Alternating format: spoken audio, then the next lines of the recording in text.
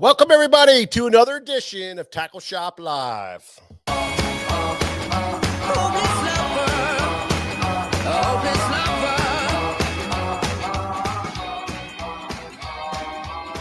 met you on a sunny day. Right there, you took my breath away. Young and pretty, was it just a dream? The next day, you called me up. You told me I'm your. What's up, Lane Graves? We got some frog talk tonight. Yes, sir. Well, I know what I feel. Please tell me. What's up, Larry? How are you? Conway Hayden's in the house. Mike Hayer. How you guys doing? Kevin the Carpenter, how are you? We are coming at you with a special edition on a Wednesday. Yes, a Wednesday, because tomorrow is a holiday and we are not going to be working. We're going to be fishing. So we're going to take advantage of the day off for sure. Guaranteed.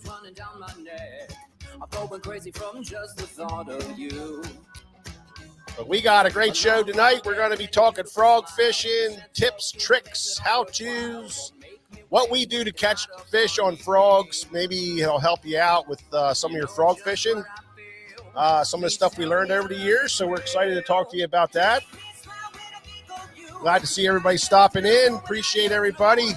I hope you're all going to have a fantastic 4th of July celebration tomorrow.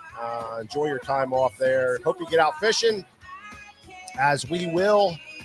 And, man, 2 days of fishing this week is going to be awesome.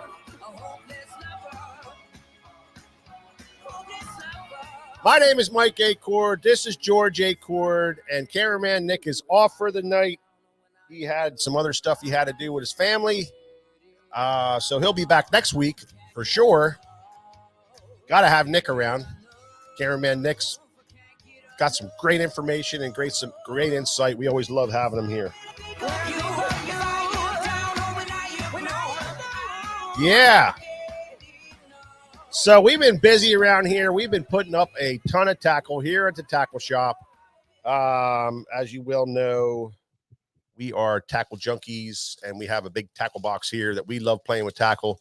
But and we've been selling a lot of tackle, but now we are back almost to full bore, ready to roll again for the summertime.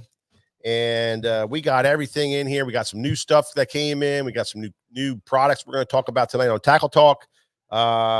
So it's going to be an interesting, great show. Then we're going to talk a little bit of tournament talk. It was a very interesting tournament last week. Pretty cool to watch. So we're going to get into that also. So sit back and enjoy the show. But I want everybody to know that this weekend on Sunday is the second edition of the Conowingo Bass Tour down on the Conowingo Pool here in southern Lancaster County. If you guys want to fish a great tournament with some great guys, on a great fishery that's fishing really well right now, you can get into this tournament. We're launching out of Peach Bottom Marina or Peach Bottom Power Plant. And I think registration starts at 4:30 and blast off, I think, is 6 o'clock. Don't quote me on that. Check their website. Could be 5:30 is those guys. You know what I mean, George? They start early. They like to get the day started. But it's probably going to be 6 o'clock. Great bunch of guys, great time, good fellowship, and great fishing. So if you want to fish a tournament this weekend, Sunday, down at the Conowingo Pool, go to their Facebook page, Conowingo Tournament Series on their Facebook, and you'll get all the information right there. So without further ado, let's get this show off to a running start with some tackle talk.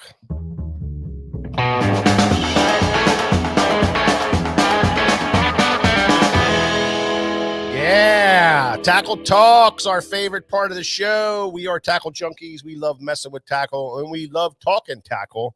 And I know you guys do too.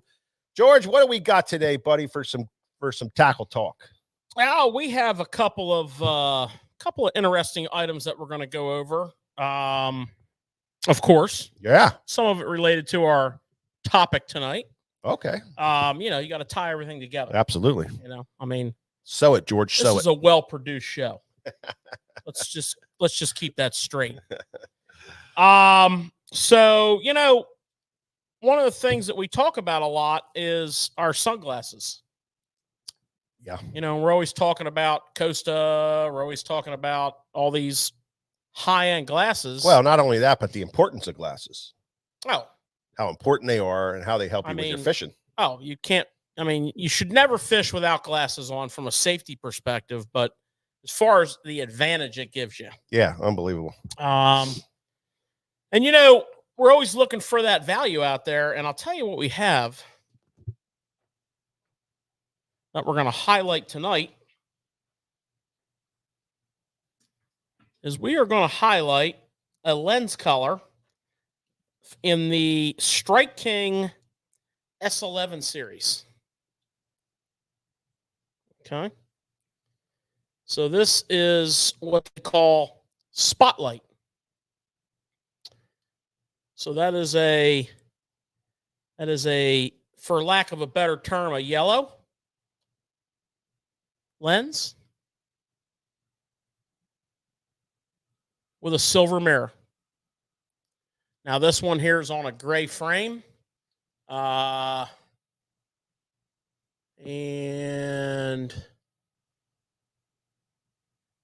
I have no idea what they call this one. The good thing is that our website has a beautiful page dedicated to these. Of course, you can get, you know, black frames. You can get small frames. But I think the important thing here to know is about the Spotlight lens. And there you go. That's a little different. You're putting the Spotlight lens on the camera lens. I like that. The Spotlight lens is your low light lens, first and foremost. So your cloudy days, your rainy days. But,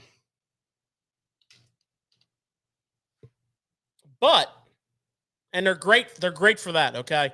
Highlighting, right? Driving in the car, those dark, rainy days when you're having a struggle seeing, this will brighten up. Driving in fog, this will brighten up. But fishing, driving your boat, you know, in those same exact conditions, or if you're fishing into the evening, coming back in the evening, being able to see, highlight things. But another tremendous advantage of them and what they were really designed for, I feel, is their ability as a sight lens, being able to see the cover, see the grass, see the hard cover, see the bottom changes, see fish.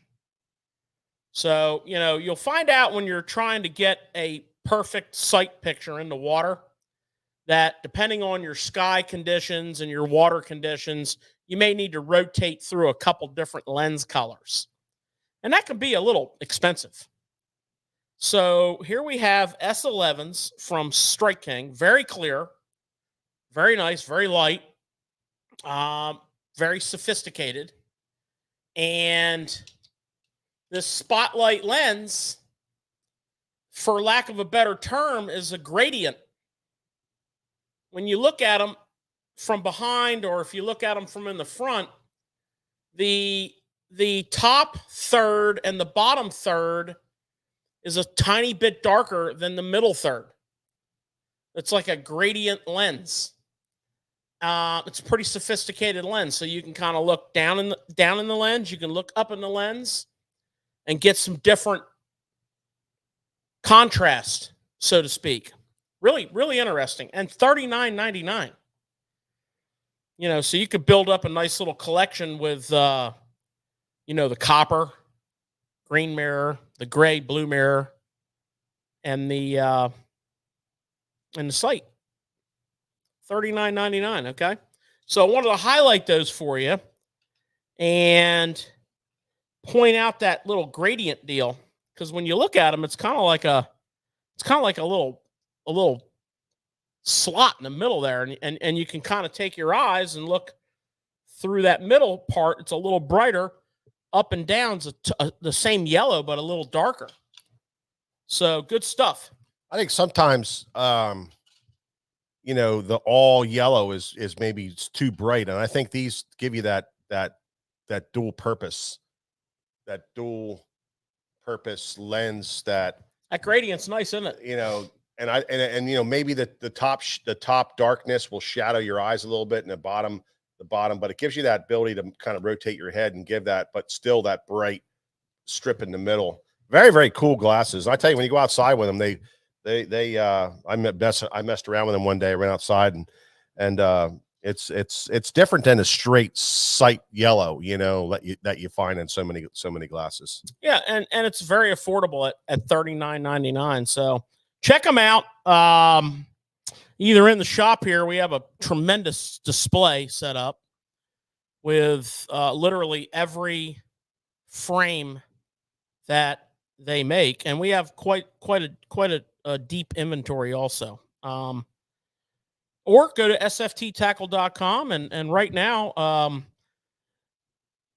webmaster Matt's got a little quick access on the homepage right to the Sightmaster Spotlight lens. Yeah. So that's our first item tonight, Mike. Next up, we're going to go to something that's a little different. And it's been around for a little while. Very, very, very limited availability. And you're starting to see it mainstream. Okay, so what we have is, and this is a Gcrack Qbomb. So you have the Gcrack, the little centerpiece, which is their SAF formula, and then you have the skirting, silicone skirting all throughout it. And what's interesting about this, when I said it's going mainstream, is we just saw on the Elite Series tournament where Takumi Ito came back and won it.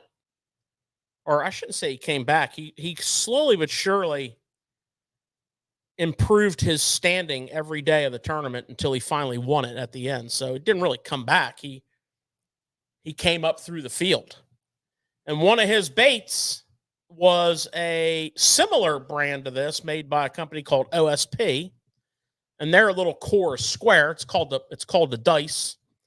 But he was using a big version of the big round like this.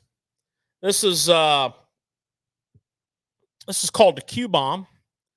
And what he was doing with that was drop shotting it and just, for lack of a better term, just kind of wacky rigging it.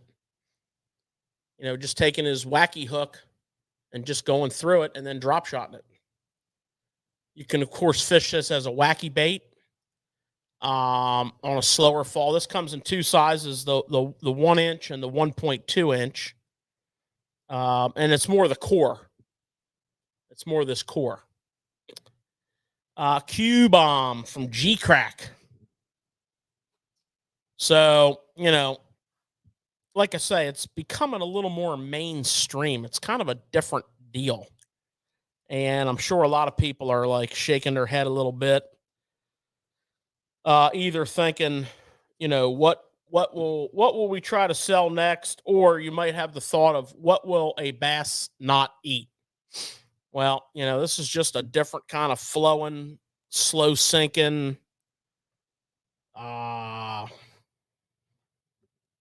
blob. Yeah. And you know, you see this stuff and you see it as Japanese baits, and it's a lot of this Japanese style of fishing, this little different thing. But you know, this is the second time we saw it, second time we heard about it in tournament fishing, and it's something different, something that you can throw that's different. It's pretty cool. You can fish it a couple different ways. You can like he was doing drop shotting, but you can just wacky rig it and throw it out there. You can put a nail weight in and have it sink a little faster. You can do a lot of different things with it. And I know that we have some customers fishing them, and they're catching everything on them. Well, they're literally everything on them. You know, and I don't fish it, but if I wanted it to sink a little faster, I'd put it on a wacky jig head. You know, flick shake it. If I wanted it to sink a little faster, but you know, they're going to sink at a decent clip on their own. And yeah, so it's different. Listen, we don't profess to know much about this bait. We have not really put our time in on it, but we're bringing it to you. You know, but typical. We don't get too crazy about it because the access to them is so limited. The manufacturers, you know, allocate them, which means, you know, they cut your order back. They're trying to spread them out across the board. So we don't get too crazy. We try to get our share because we like to be on the cutting edge, but we don't get too crazy about it. No one that works here is allowed to buy any. I can tell you that much. Because everybody that works here wants to keep them for you guys. Yeah, so that's our second item tonight, Mike. Now, the third item tonight is kind of tied into our topic a little bit, and it is some new frog colors from Spro. Because, I mean, if you've never been down our frog aisle and looked at our Spro display, you can see the world needs more frog colors. And these were designed, of course, by Dean Rojas, but also his son is starting to become pretty involved in the game. And, you know, he's following in Dad's footsteps and becoming a frogger. So let's look at a couple of these new colors, guys. So first up, there's 3 new colors, and we're going to break them down for you. First up is called Karma. And you can see it's kind of a very translucent color. We have a little bit of a violet back. We have a blue vein. We have a little bit of a clear chartreusey green belly with a chartreuse weight. Yellow and purple and blue tail. This is on the Bronze Eye 65, the standard walking frog. Okay. This color is called Karma.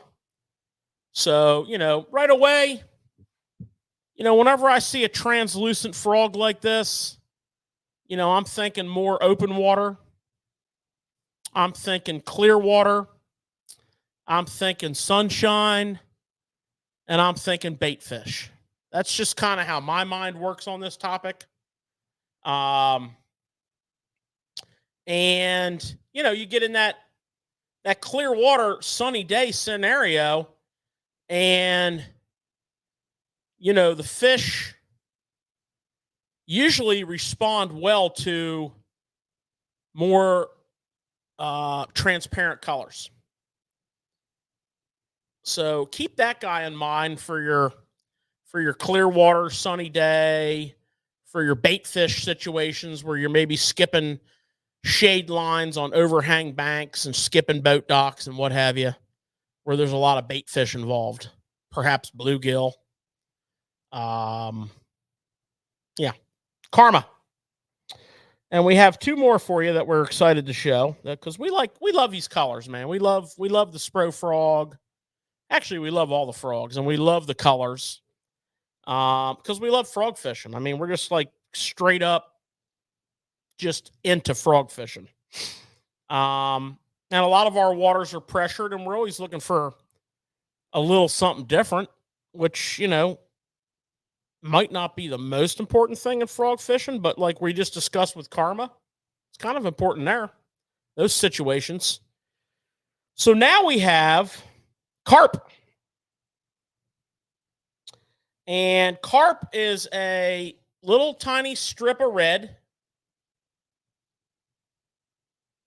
And you got a little bit of like a tannish mustard belly, and of course, black back, orange, yellow, and black skirting.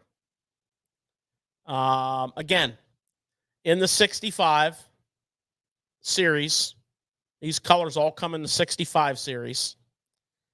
And this is Carp.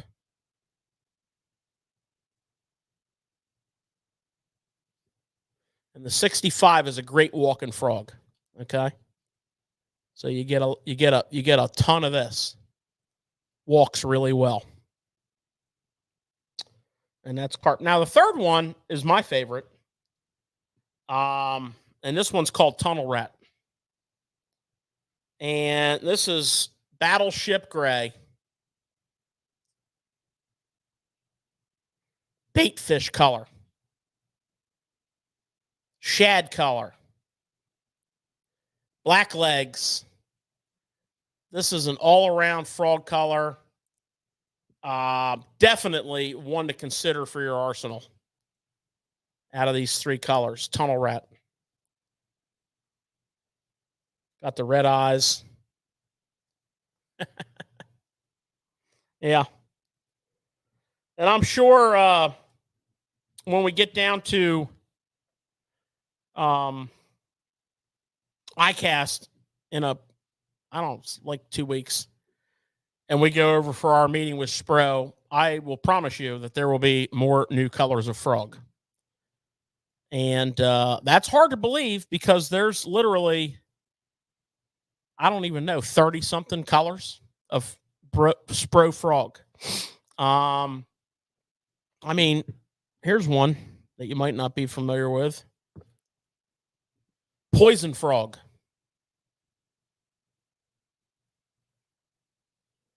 It's got a leopard green belly on it with the spots. Poison frog. I mean, you got to have poison frog. Here's one. Amazon. Got the red. This is the poppin' frog. This color's been out for a few years, and it's a pretty good color. You got the yellow with the red, the green. You got the yellow and the green and the red skirting. This is the poppin' frog. So this is the poppin' frog 60. This is probably the most all-around ever, most popular popping frog ever made. It walks. It can be subtle to loud. The poppin' frog. We'll talk about that later. We're just talking crazy colors here just because that's what we do. So I think I'm going to keep tackle talk a little short tonight because some of our other topics are going to lead into some specific baits. So we might blend a few things in a little later, but I think for now we're going to call that the official tackle talk segment of the 4th of July show here. Short and sweet, interesting. Interesting is my word of the day on that. I love frogs, man. I love all the colors. I love fishing a frog, man. I love all about that, but I love those colors, man. I every time they come up with a new one, it's like, man, you got to have that one. And you end up with a massive box full of stuff. Very true.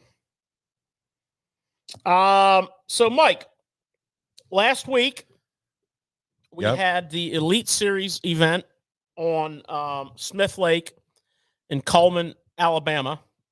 Yeah. There was a week off between Wheeler and Smith. Yeah. So those guys some of them spent 3 weeks down there, and it was hot. Man, how would you like to be down there for 3 weeks in that freaking miserable heat? And the guys that we know, fished on the off week pretty much every day. Oh yeah. They were scouting lakes for events to come in the future. Just trying to learn a little something. Mm-hmm. And it was hot.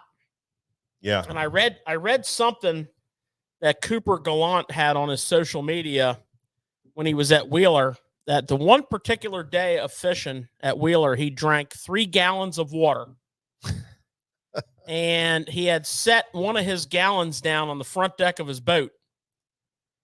And I guess with the sun shining through the bottle and the water, it kind of magnified it, and it melted the carpet under the bottle. Oh my gosh. On his boat. Now that's hot. That's hot. That's hot. That's real hot. So I'm pretty sure that Cooper Gallant will never do that again. And he probably went out and bought one of those big 1 gallon insulated jugs. That's what I would have. Man, that's crazy. I'd have one of those big 1 gallon insulated jugs. Yo, you ain't kidding. And You're not kidding. so much to keep the water cold, but to keep it from getting hot. Yeah. Yeah, no doubt. And then they had a week off, and a lot of them went pre-fishing. But then we had the Smith Lake tournament, and I'll tell you, I thought that was great. So what was cool about that tournament is, from a learning perspective, was every place in America has a Smith Lake. Yeah. Which is a deep, fairly clear to clear. Yeah. Impoundment. Mm-hmm. You know, they a lot of them are classified as highland lakes, highland reservoirs. Mm-hmm. But you don't have to go very far in most places of the country to fish one of those. We have one here in our state. Matter of fact, we have several. You know, the Northeast has a bunch.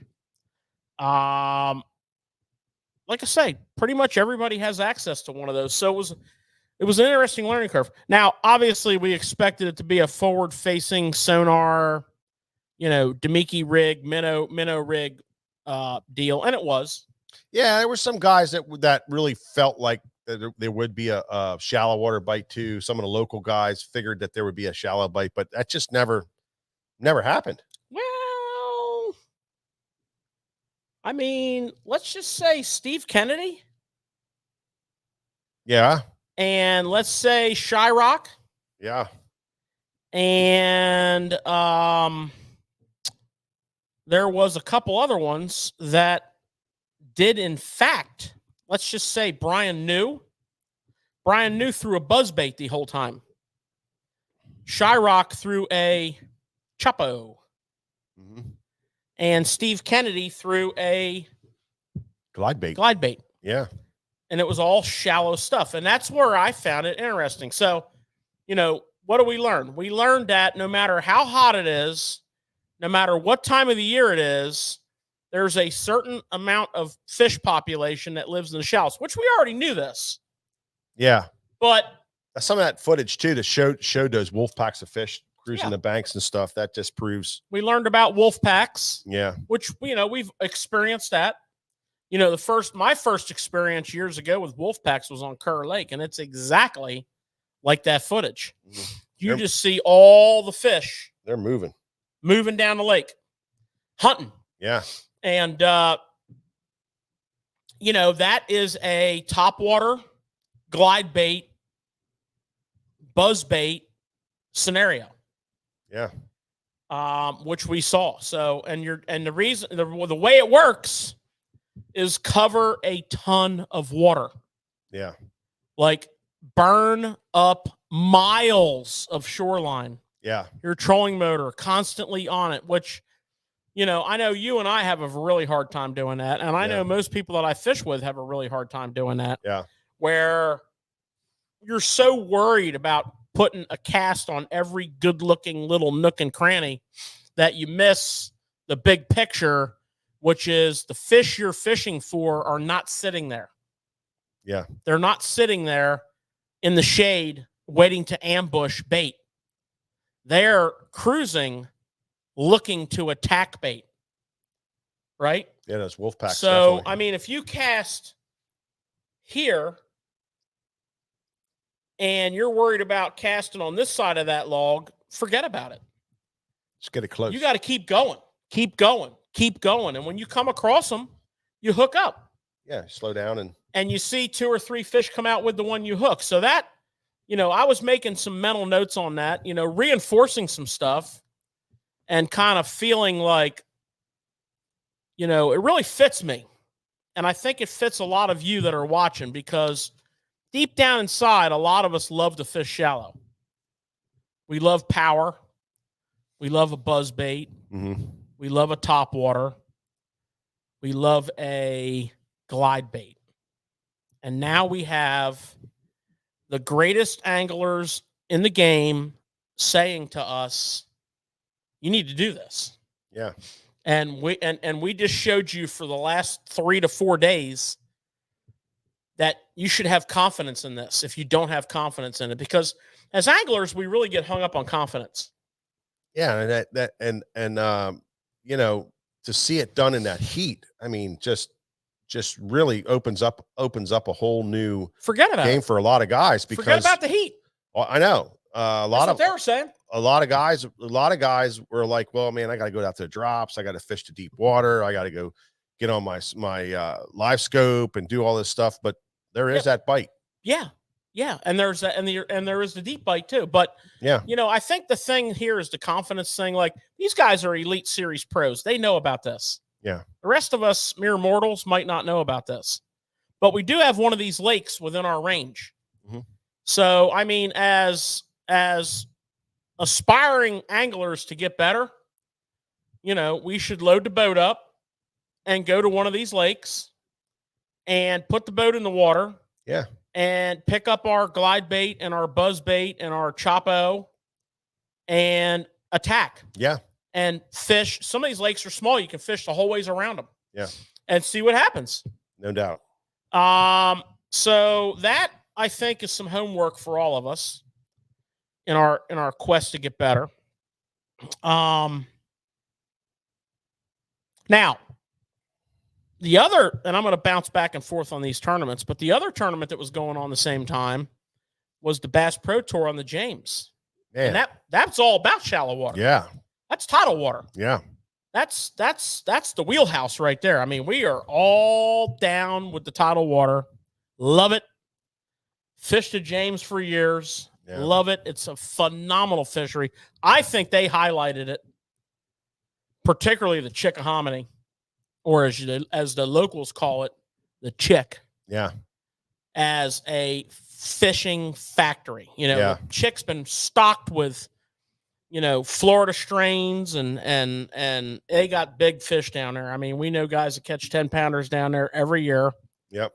And it's full of fish. It's filthy full of fish. DNR has been really doing a great job with the chick and the James, but you know, the chick really. Well, give credit where it's due. The sportsmen's groups, the Virginia Bass Federation, for decades, and I mean decades, raised money to buy bass to stock in the James River. Yeah, that's great. You know, the DNR can take some credit for it because they helped, but it was the Virginia Bass Federation, the Maryland Bass Federation that did the heavy lifting.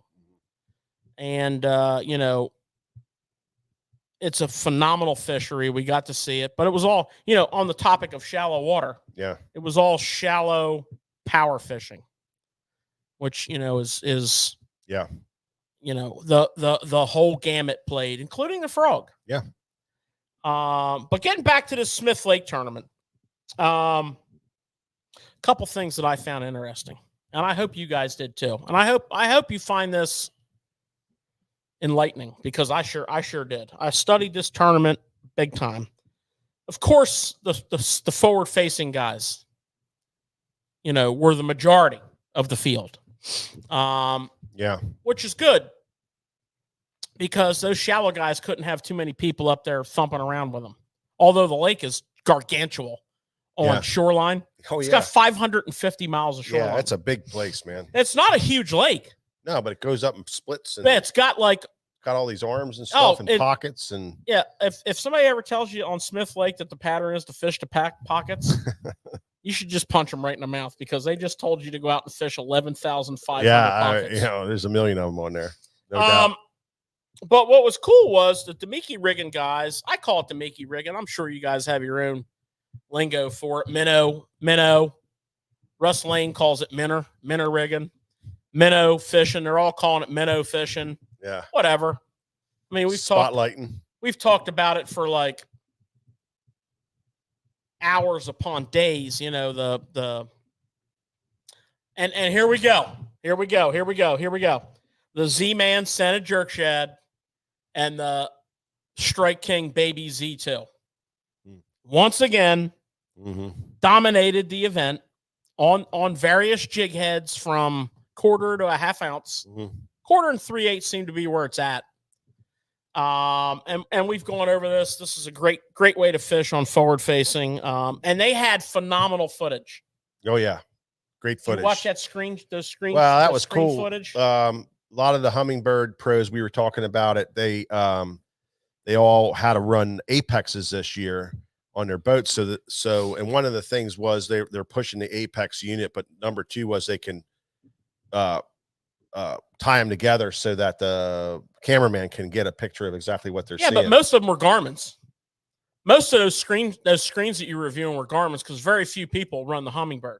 There was enough of them. There was a couple. Yeah, very few guys are running that Mega Live. They're mostly running Lowrance and Garmin, and they're like if you looked at Jay Securit's footage when he had a cameraman in his boat, you could see the cable running across, tied to the boat cleat and running across the boat. Yeah. They just ran an Ethernet cable back and plugged it in to a unit so that they could share. And if you're trying to learn the forward-facing sonar, watching these tournaments for hours on end, this past tournament, go back, rewatch the footage. It's a classroom like no other. Oh yeah. I mean, they talk about the casting accuracy of these guys, and most of us struggle with that. Oh yeah. I normally have to cast like 5 times. Yeah. To hit my sonar beam. I know, it's amazing how they flick it out there like that and it goes right where it needs to go. And then watching the bait drop and then watching the rod movement and all that. Great learning curve. But that played. And those buoyant Z-Man type plastics, the scented jerk shad and the baby Z2. Yeah. I mean, they're game changers. Pretty much dominant on that kind of fishing. And I mean, other guys fished other minnows. I mean, I saw, name your brand. I saw Missile. I saw Net Bait. I saw them all. But I made notes, Mike. I'm making notes while I'm watching, tracking it down. Okay, keeping an eye on it. I just had to bust out a new book, TSL 3.0. I got volumes filled, baby. Volumes. Okay. And again, random thoughts of the elite tournament. Drop shot. What is up with the color Morning Dawn? Ah, man. I don't care where we go. Wherever they go, they catch them on Morning Dawn. Wherever we go, we catch them on Morning Dawn. Yeah, I know. But I'm just saying, you watch those guys, they're all throwing that thing. I mean, these guys were throwing the Missile Magic Worm, these top 10 guys, in the couple different Morning Dawn colors that they have. And, everybody you looked at was throwing a Morning Dawn colored worm. So my question is the power of Morning Dawn. What's up with that? Pretty special. I know one thing. I throw Morning Dawn. If I'm not sure what to throw on a drop shot, I throw Morning Dawn. Anymore. It works when it's up off the bottom. Yeah. So that's interesting. We have a lot more to learn about Morning Dawn. Us non-professionals. Okay. Yeah. That was my note. I made a note. Drop shot, the power of Morning Dawn. And I highlighted it in orange. Don't you have a Morning Dawn marker? I don't. I need a Morning Dawn marker. That'd have been awesome. Well, back when Green Pumpkin was all the rage, back when it first came out, I was in my boat buying phase. Mike and I were we had a little moment there where we had to have a new boat every year or two. And yeah. Anyways, that was a lot of fun. Very expensive, fun hobby. Yeah. Buying boats. And I wanted to wrap our boat in Green Pumpkin. Or if they would make a Green Pumpkin boat. Because I thought Green Pumpkin was the deal, man. Well, it was. Can you imagine Still is. A Green Pumpkin? I mean, that color's revolutionary. Can you imagine a Green Pumpkin 21-foot skeeter with with a chartreuse cowling on the Yamaha? And the black pepper all scattered out through it. You missed the chartreuse cowling on the Yamaha. I got you. Come on. I got you. All right. You don't seem very excited about that. Yeah, I don't think I would wrap a brand new $100,000 boat in that. Well, they weren't $100,000 when we were doing it. So brings me to my next note on the Elite Series on Smith Lake. If you're just joining us now, first of all, thanks for joining. Tackle Shop Live, Wednesday night edition, 4th of July. We're going to be shooting off the fireworks tomorrow night, so we're not going to be working. But we had our Tackle Talk segment. You're going to want to go back and see that if you missed it. We talked about some interesting stuff this week. And now we're breaking down some tournaments and trying to learn. We're trying to suck some knowledge out of these 2 tour events to make ourselves better fishermen. And we're talking right now about the Elite Bass Tournament on Smith Lake. And, thanks for joining us. Hopefully you're comfortable in your chair because we're going to roll for a little while. Well, they were, Steve Kenny was throwing glide baits, and he was throwing like, I wouldn't say a real big one, but it had to be like 5 inches, 6 inches, 5-6 inches long. And that footage of him catching those fish on that thing was spectacular, and how he worked that bait. But also those fish weren't real big. Well, they looked huge. Yeah. They were like 2.5 pounds. Yeah, they were like 2.5. I think he had a 3-pounder that he caught, and that was his big fish. But well, in the world of glide baits, let's face it, for the tournament guy, for the recreational guy, for the average guy, a 6-inch glide bait is about as big as we're going to go. Yeah. And he was throwing a G-Rat Sneaky P. And what was cool about it was the last day of practice, he went back to his compound and got his airbrushes out. He's quite the airbrusher, and painted his G-Rat Sneaky P up to look like a spotted bass. Yeah. Yeah, I saw that. Okay. Yeah, that was cool. But I want to talk about something else, Mike. I want to talk about our guy, Tyler Williams, Mr. Greenfish Tackle, Little Rubber Jig. Mr. I don't care if it's 300 feet deep with standing timber or if it's 18 inches deep and my boat's stuck in the mud. I'm throwing my jig. Boy, he does, boy. His buddy, JT Tompkins, throws his jig, which is a different brand, but they both throw a Yamamoto Flappin' Hog trailer. Yeah. And, I got to thinking about that. I love jig fishing. We've done, those of you who are regulars on the show are probably like, oh God, is he going to talk about jigs again? Nope. I'm going to talk about jig trailers. I've never thrown a Flappin' Hog as a jig trailer, but we sell a lot of Flappin' Hogs, and I'm thinking most of the ones we sell are for jig trailers. Yeah. I always thought they were more of a flipping bait, but now I learned something. I've been watching this Tyler Williams. We're huge T. Willie fans. Oh, yeah. Big time. And my man is a jig fisherman. He's a jig fisherman's jig fisherman. Oh, yeah. And he made it all the way to, he was in a hot seat there for a hot minute. Oh, yeah. On a jig. And JT Tompkins was skipping his jig underneath boat docks and letting it sink. And the boat docks were over deep water. So it was interesting because a lot of the pros that were commenting on the live mix, the guys that didn't make the cut, were talking about how they couldn't make the docks work. Yeah. So, yeah. It was worth a note. Yes. The Greenfish Tackle, little rubber jig strikes again in the hands of Tyler Williams, who we like to call T. Willie. And him and his buddy, JT Tompkins, are throwing the Flappin' Hog trailer. And, we're just all about that. I think it's great stuff, man. We're just all about that. Yeah. You know what? And if you don't like that, then you're just not. So now they're going up. Fish night crawlers. Now they're going up to the Northern Swing. You think he's going to be throwing the rubber jig? Oh, hell yeah. When he gets up on Lake Champlain, yeah, he's going to put that boat in the water and he's going to be like, I'm in jig fishing heaven. I mean, Mike Iaconelli said it best about Champlain. And his quote is famous, and everybody knows it. It's a 50-50 lake. You go down the bank, you catch 50 largemouth Mm-hmm.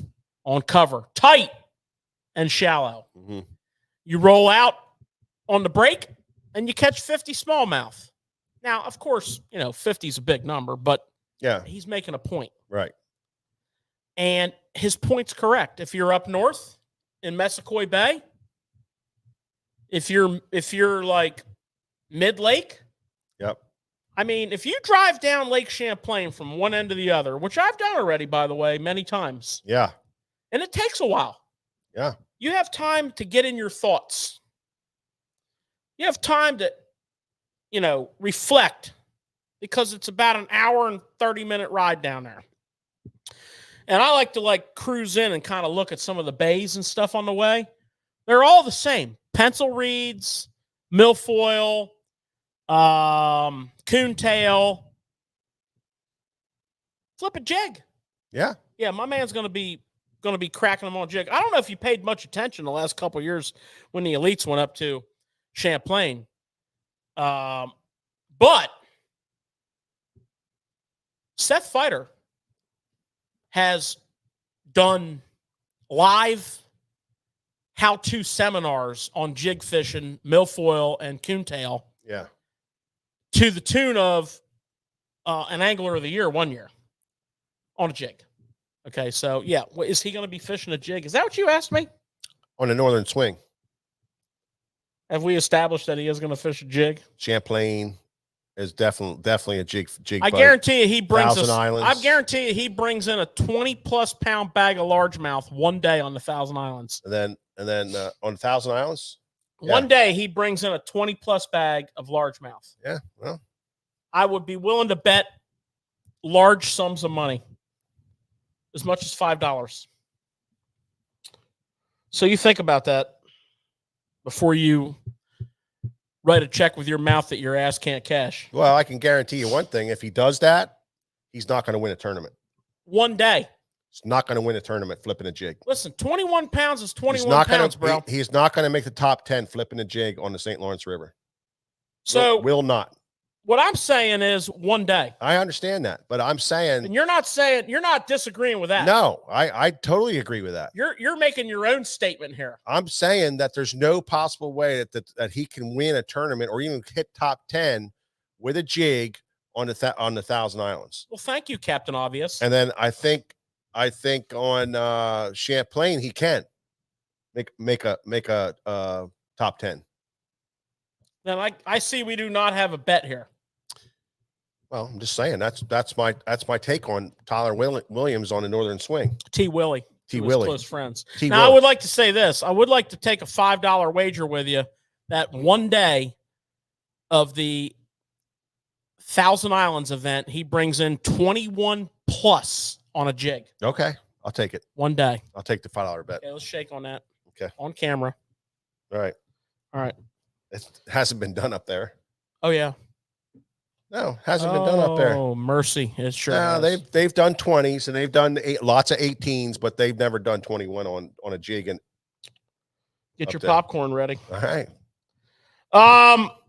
There we go. Not a hair jig, Jack Hinkle. Not a hair jig. We're talking about flipping we're talking about the particular jig that they're throwing. Yep. We're talking about a skirted jig with a flapping hog on it, which is in and that's what he throws. That's T. Willie, he throws a green fish tackle, little rubber jig. And I'm not going to say he's not going to have a big bag, but 21 pounds, I don't think so. Over 21 pounds. Ain't going to happen. 21 even's a push. Ain't going to happen on the same 21.01 and above, and you will pay me my $5. Okay. I'll pay you. Because I'm sensing. Now, can we get back to the topic at hand? Yeah, absolutely. All right. So let's talk about the winner of this tournament. Now, you want to talk about Taco. Yeah, and you want to talk about just going out and just paving your own way. Oh, I went out for Taco Tuesday yesterday. Did you? Yeah. Can we get focused here? They ran out of tacos. Oh. Yeah, just wanted to tell you that. Very disappointing. Did you take your ADD medication? I just wanted to tell you. You said taco, so I just wanted to tell you. Forgot to tell you that. Taco Tuesday. They were out. And it was early in the night, which I couldn't figure out. And it was one of our favorite jams, A bag. All right. We really need to bring this baby back on track. All right, go ahead. You've single-handedly destroyed this show. Go ahead. Go ahead. If someone would Apologize profusely for Mike's reset on tacos. Mike's scatterbrained rant. Pissed me off. It would me too. Yeah. All right. Let's get back on the program here. And I want to talk about Taku, not Taco. Taku Ito. Yep. Takumi. Yep. Okay. Now, you talk about doing it your way. Yeah, I know. Hold this guy is the epitome of Japanese fishing. So he basically took a Qbomb. In his case, it was a OSP, right? Dice. The big Magnum dice. About the size of that Gcrack Qbomb. Yeah. And he drop shotted that. Yeah, which on deep brush piles. And then he took a Nori's flip gill. See if you can get that on the camera, Mike, without opening the package. If you got to open the package, open the package. But he Nico rigged that. Oh, yeah, that's beautiful. Yeah, get me a good, there you go. So he took a Nico hack, which is the Gcrack Nico pin for Nico rigging and big wide baits. And he put a Nico weight in there and he Nico rigged. I mean, it's just totally unbelievable. Caught that almost 6-pounder on the last day. It was just an amazing thing. We saw the JDM magic at work again. And yeah, there you go. Not to mention that he has that concoction that he soaks them in and does all that crazy stuff with, Yeah. With his scents and powders but his favorite lake in the whole entire United States of America is Smith Lake. Yeah. Okay. And he prefers deeper brush because it holds the better fish generally, and he can see them really good on his graph. Yeah. He runs some serious forward-facing power. So that was fun. That was fun seeing the whole spread from shallow to deep into clear water and all the things we discussed. Yeah, that was cool. The other tournament, Mike. Congratulations to Skeet Reese. Yeah. I mean, yeah. I just love seeing that. Yeah. Old schooler. I mean, Skeet Reese is like the industry. I mean, look at Skeet Reese and his fishing style. And then he goes down here on a tidal water and he's talking about running tides. He's chasing the tide all day. And that's how he won the tournament. I mean, he just does it all. Well, first of all, that is Skeet Reese. Yeah. Skeet Reese grew up on the California Delta. Skeet Reese won the Bassmasters Classic on the Red River. Oh, well, yeah. Skeet Reese is a river rat. He is. He apparently is because he just freaking dominated on James River. That's what he does. He's a river rat. His whole life has been shallow water power fishing, rivers, tidal water. He grew up on the California Delta, and this was home. He's been here before. He knows the James River. He ran the tide. Some places we fish, you can't run the tide. The Potomac River, it's pretty hard to run the tide. You have a 2-hour difference from, in a 20-mile stretch. A 30-mile stretch, you have a 2-hour difference. You can run it a little bit. Yeah. The James, when you're running 30, 40, 50 miles a day, you can really go roll back time. You can roll back time. And for those of you who don't understand running the tide, think about the river, okay? The lower end of the river is where the tide goes out first and also where the tide comes in first, right? And then as you go farther up the river, it's later and later and later. So, you can start south, fish a certain stretch of water on a certain tide, and then rather than stay there and fish it throughout the other tides, you fire up and you run up north X miles, and you pull in on the same tide that you were fishing south. You fish that, you do it again. That's a long day, but that's how you do it. That's called running the tide, and that's what he did. He ran the tide, which, you know, is less popular now than it used to be, but he ran the tide. And you know, he power fished. You know, he said he was throwing a chatterbait. Said he started out his practice flipping a brush hog, a power bait brush hog, because that's what he likes to flip, you know. And then he was throwing a chatterbait, and then he was missing a lot of fish on the chatterbait, so he went to what he does best, which is square bill cranking. He's one of the best at it. He is one of the best at it. He didn't throw the Skeets flipping bait. No, power bait, Skeets bait. No, he threw the power bait brush hog, the power hog, in practice. A little bit on day one. Threw the chatterbait in practice and a little bit on day 1 and 2, and then committed to the crankbait because he was missing too many fish on the chatterbait. And he square billed, and that's what he does. He's a master in 0 to 3 foot of water, and that's what he did. And he ran the tide. And and here's the deal. Here's the takeaway. On a multi-day tournament like that, you're catching all your fish in the chick. Okay? That's what got you there. And the knockout round and the championship round, the tide is not going to be favorable in the chick until later in the day. How many of you who got there will abandon that whole area and move? That's a hard thing to do. And guess what? That's what he did. He got out of the chick. He ran up to James a little bit to where the Appomattox branches off, and the tide was more favorable there. And he did the same thing there. So really good lessons learned from Skeet. Congratulations, Skeet. Couple interesting things from that tournament, Mike. I don't know if you noticed it or not. I know we didn't get a chance to watch a lot of it. No. But Nick LeBrun, like him, our buddy, finished in 3rd. Like him. Great for him. He does great on the James. Yeah. Andy Montgomery finished in 9th, and Andy's been having a tough year. So he had a great finish. Happy for Andy. And then, of course, our hometown hero, Gray Buck, finished in 37th. And speaking of hometown heroes, in the Elite Series, our hometown hero, our guy, GDP. Yep. 3 big tournaments in a row and an awesome finish at Smith. So that's what I got for you, Mike. In case you want to add anything, that's what I got for you on Elite Tournament Talk. Now, I do have some other interesting tournament talk that I think will be interesting. Yeah. And this is just This is just a quick shout out, and this is impressive.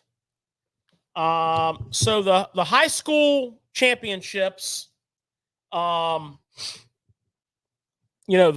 big end of the year high school championship in conjunction with the high school worlds was held about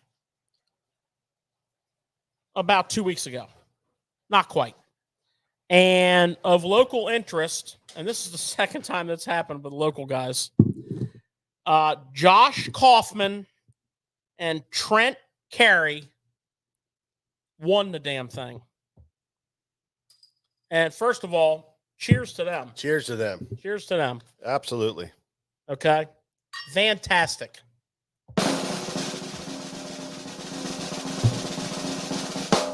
Good job, guys. Love to see it. Local heroes.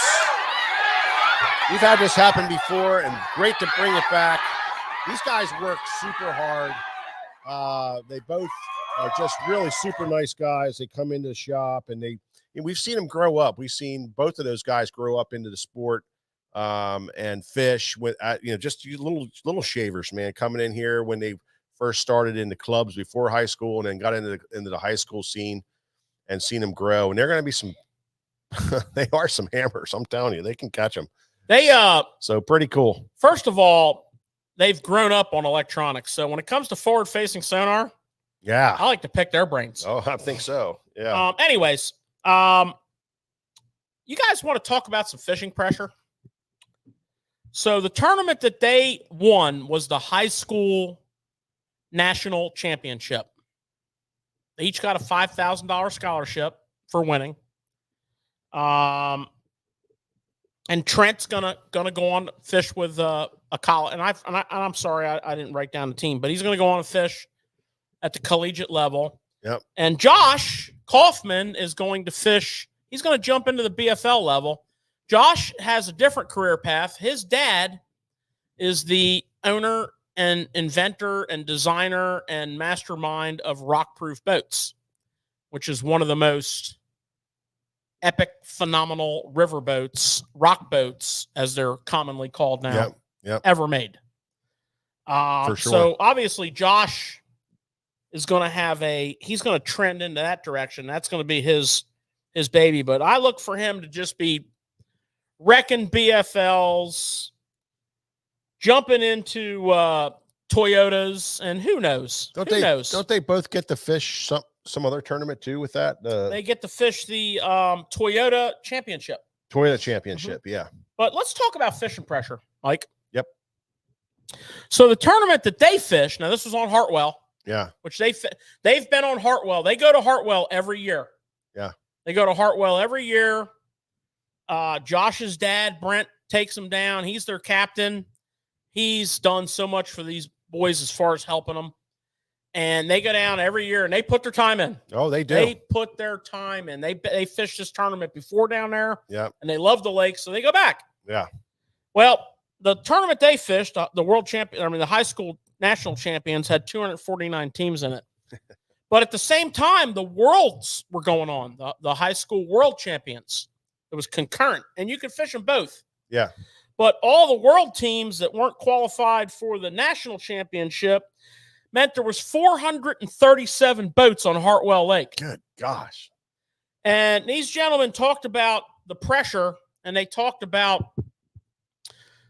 having their rotation. They had many, many areas that they had located fish. Yeah. They had many, many waypoints. They have hundreds of waypoints, brush piles, cane piles, points, what have you. And then their practice session, they located many groups of fish. Well, it was a matter of, I can't even, what can I get on? Yeah, keep running until you find one that's open. I mean, they won with a total of 9 fish for $29.15. That's some tough fishing. That's tough fishing. That's keeping your head in the game. Yeah. So they both get to go fish the Toyota Championship. Hey, guys, congratulations. And we're sorry we didn't bring this up last week, but the show was just so crazy last week. And we wanted to bring it up this week. So congratulations. Good for you guys. Absolutely. Yeah, Mike. I love it. I love it. I love seeing that kind of 430 something boats. I love seeing that kind of You're on my spot. Get out of the way. Hey. I'm coming in. You're on my spot. I'm coming in. Well, you almost have to do that in 439 boats. The whole pirate. Yeah. Good for them. Yep. All right. So, what else we got here? I think we should talk about. I think we should segue into our topic at hand. Yeah, definitely think so. Let's Segue talk a into our little. Let's topic talk at a hand. little frogging.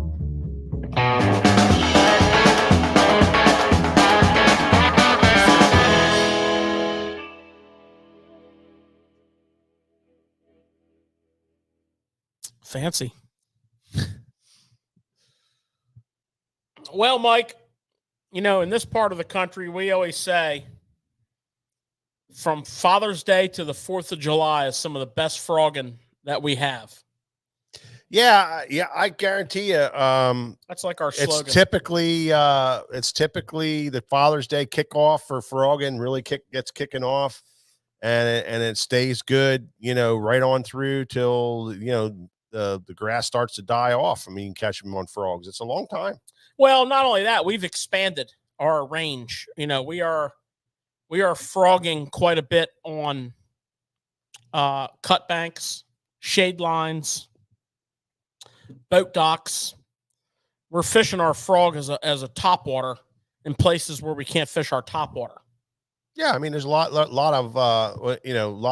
of people that started picking up on that and started doing that, and skipping back up underneath docks and up underneath trees and round trees, getting a top water to go right through a middle of a tree. It's hard with a popper. Well, it is. And we've expanded our frog season because of that. Yeah. We've had success frogging in some not non-typical frogging scenarios to the point that they're now kind of typical. We pretty much have a frog laying out on the boat at all times. And, one of the things that we learned was we need more than one frog rod. Mm-hmm. We need multiple frog rods, because when we're fishing a overhanging tree line and we're trying to get our frog up underneath and back to the bank. Yeah. Or when we're fishing boat slips and we're trying to skip our frog between the boat and the dock. Or when we're fishing docks. Or when we're fishing laydowns. You get the point. Yeah. And we're skipping. You got to have a medium heavy rod. Yeah, you don't need that big beast rod. You can't skip with a big heavy rod. No. 7.5. Forget it. 7.4. Forget heavy. it. Ain't happening. Ain't happening. You can use a long rod. You can use a 7.5 all day long, but it better be a medium heavy. Need a little tip action. You need a little flex in that tip. And it's funny because Dean Rojas, who's obviously one of the greatest frog fishermen and really started open water frog fishing, he was the first guy to kind of introduce it that I saw. Yeah. Back in the day. He throws a 7 foot. Well, his medium heavy frog rod for the things we just described. Yeah. From an angler adoption standpoint of view, very few people they'll go, what?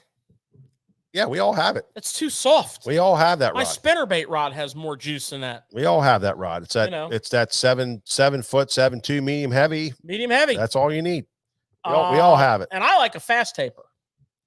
But if you're not, so let's look at a couple different levels here. First of all, if you like frog fishing, okay, then great. Which who doesn't? And most of us limit our frog fishing to vegetation of some sort. But now we're talking about frog fishing hardcover. And speaking of Dean Rojas, I remember a tournament last year, and it might have been Saginaw Bay, where he almost made the knockout round, or the championship round, fishing seawalls with a frog. Crystal clear water. I saw Ish Monroe throwing a frog on undercut banks and whacking the hell out of him, and almost qualified for a championship tournament. I mean, championship round. We had a couple good days last year on a lake that had no grass at all in it. And the minnows were spawning, not shad, but minnows were spawning on the bank. Yeah. It's a great top water tool, but you do need a medium heavy rod for that. To do that. So if you're trying to do that, if you've watched these pros before, and if you've tried to expand your horizons and you're not successful at skipping the frog, it's more than likely the rod that you're using. So to prove that to yourself, pick up what you would call your spinnerbait rod or your chatterbait rod and try skipping your frog on that. Yeah. You need a little flex in that tip, a little more than a little. It needs to be needs to load. For sure. And it's a great technique. And we're in the season right now where you can go out, you can dedicate yourself to mastering, hardcover frogging. Yeah, how many times have we said, to yourself, man, I like to get a topwater in on that stuff, and I just, I'm afraid to get it around that, I'm afraid to get them treble hooks around there. That particular thing that we were doing where we were throwing up onto them cut banks, you had to hit the bank. You couldn't do that with a popper.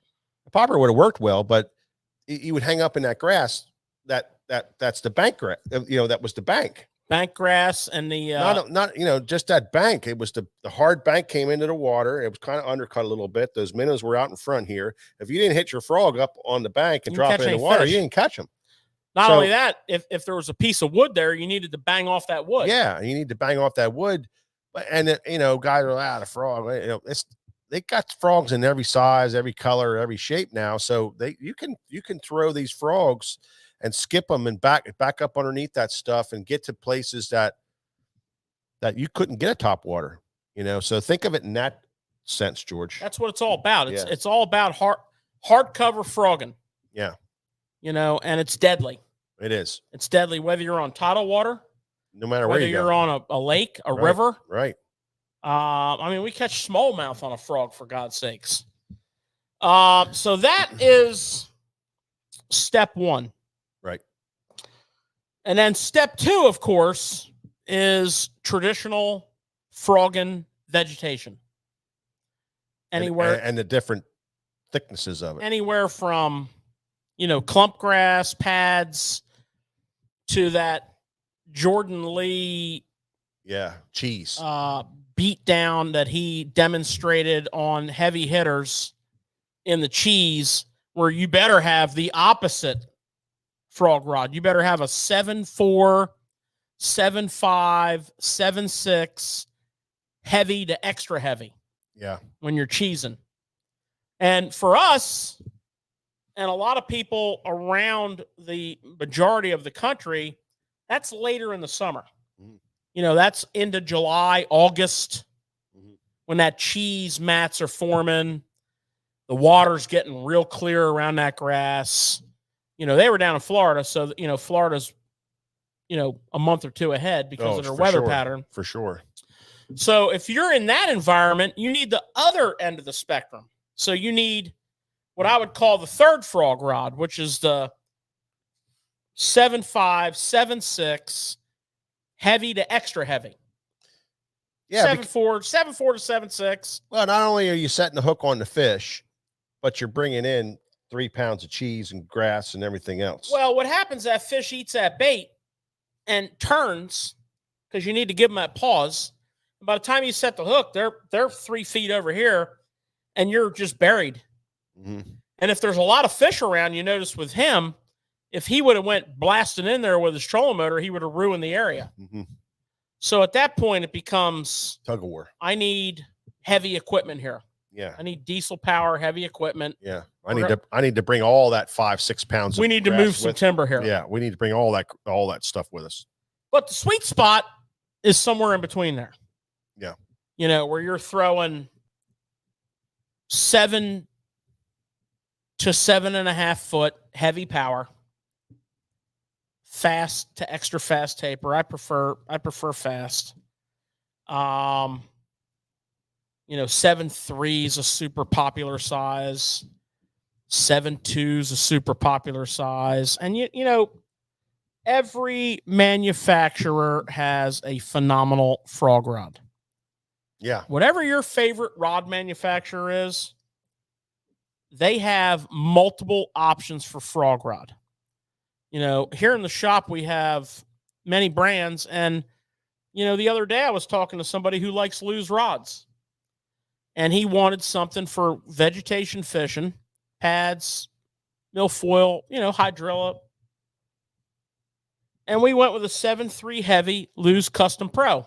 I think it was like a Greg Hackney edition. Mm-hmm. I'm not sure. I couldn't read the writing. Perfect rod. It had enough tip, but to walk the frog, but it wasn't a pull cue, but it had the balls to handle them in that cover. Yeah. That's just an example. I don't care whose brand of rod you like. If you're a whatever, Daiwa, they got a whole bunch of them. Shimano, G. Loomis, St. Croix. St. Croix's selection is a little more specific. They have in their legend tournaments, they have some 7.3 rods that are dynamite, but it doesn't matter who you like. iRod doesn't matter. Yeah. Not important. Now, what is important is the reel. And we do need to talk about a frog and reel here. Okay, this is where you buy the speed reel, the fast reel, the 8. Okay, the 8, whatever. We even have a 9 that we're going to talk about because it's all about taking up line. So you get the blow up. Okay, things happen quickly. All right, you need to give that fish a little bit of time to turn on the frog. He's going to go underwater, and he's out of there. You need to pick up the slack, set the hook. Now you're way back here behind yourself. Okay, rod's wrapped around here, Bill Dance style. You need to get back. Okay, this is where you want the 8-to-9 ratio reel, right? And at the shop here, some of the favorites, and also, if I may, you need some capacity because we're fishing 50 to 65 braid. Okay. Right. Which is, a little thicker. Yeah. 50 a standard reel is fine, but 65 fills a reel up quickly. And if you're later in the season, here's why you want the bigger reel.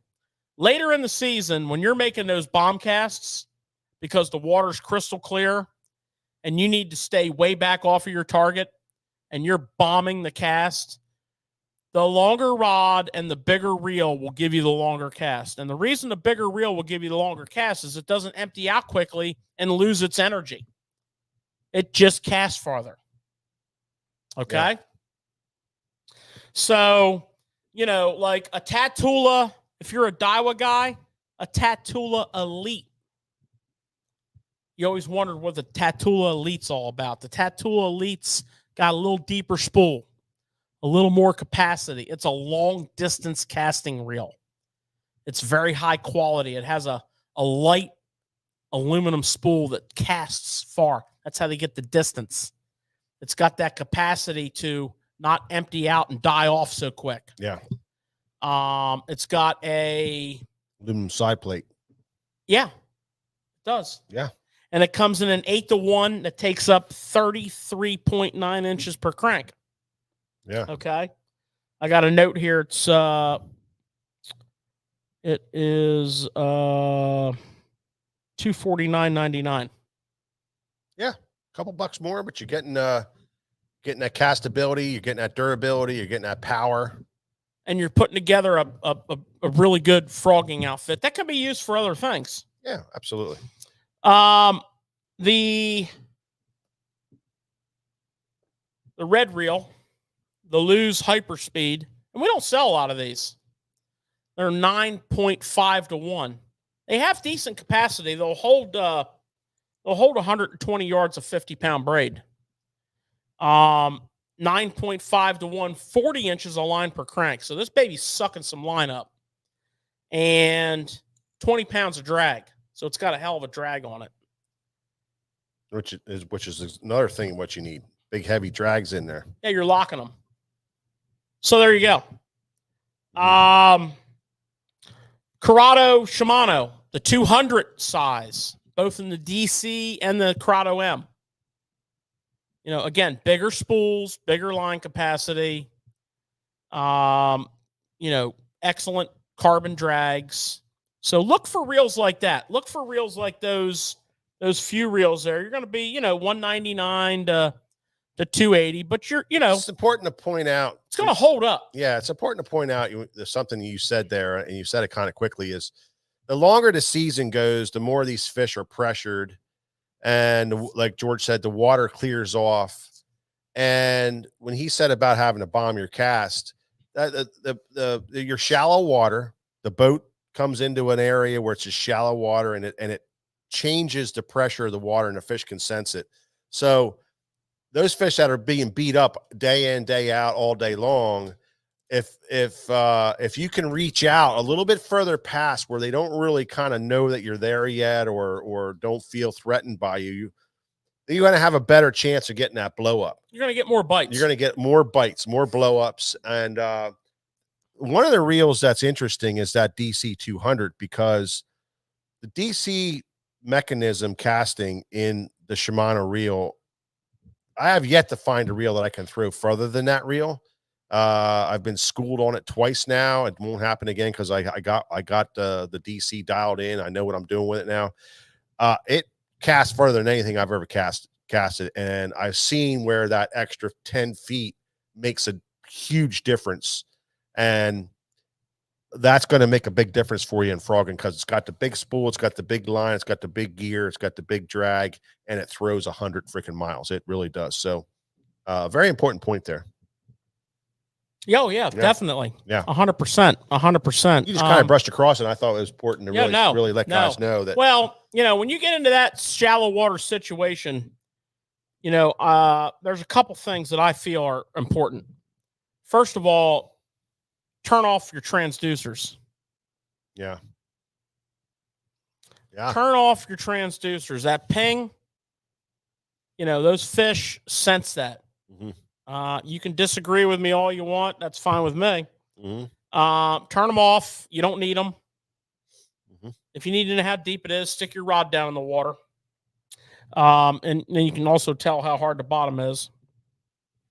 And be stealthy. Turn your trolling motor down. You're chopping grass and grinding and bogging down. Try to be as stealthy as you can. Okay. And when you move into an area that has some fish in it, just kind of chill out a little bit. It's an old river fishing trick that we learned many, many years ago. Mm-hmm. You get into an area that has fish. You're in 2-3 foot of water. You're making all kinds of noise with your trolling motor and blah, blah, blah. Power pole down. Back in the day, we used an anchor. Oh, trust me. We used an anchor. I know all about that. Power pole down, put an anchor down, whatever you got to do. Most people don't anchor anymore, which is probably smart. But just chill out. Yeah. Just like cool out. Don't be blasting away. You're around fish. It's a good time to take a sip of coffee that always goes cold on you. Yeah, give them a few minutes to calm down. They have a short memory. Yeah.